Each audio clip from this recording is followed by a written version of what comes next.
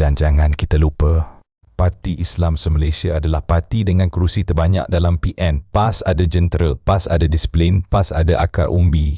Kalau benar PN bergerak atas semangat musyawarah, mengapa suara parti paling besar tidak kelihatan mendominasi keputusan?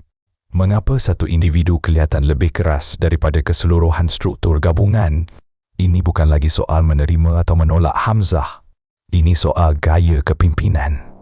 Dalam politik pembangkang hari ini, satu prinsip paling asas perlu difahami. Banyakkan kawan, kurangkan musuh. Blok kerajaan sebenarnya lemah, tetapi yang kelihatan lemah adalah PN. Dan apa yang pembangkang buat? Menutup pintu sesama sendiri, memperbesar perbezaan dalaman, mengutamakan ego berbanding strategi.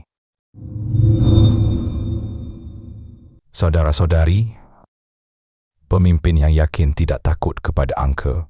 Pemimpin yang kuat tidak takut kepada pesaing dalaman.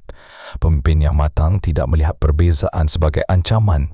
Tetapi apabila pintu ditutup sebelum rundingan bermula, apabila label pengkhianat digunakan sebelum dialog, apabila 5 cuba mengawal 19, rakyat nampak satu perkara, ketakutan.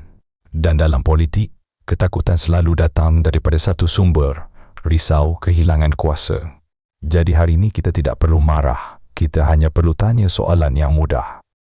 Jika benar PN ini untuk penyatuan blok pembangkang, mengapa ruang semakin disempitkan Muhyiddin?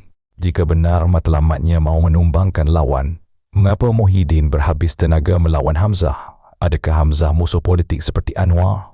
Dan jika benar kepimpinan Muhyiddin kukuh, mengapa Hamzah mahu disekat? Saudara-saudari, dalam politik, sejarah tidak pernah memihak kepada mereka yang sibuk mempertahankan ego. Sejarah memihak kepada mereka yang tahu membaca angka. Dan hari ini, angka itu jelas.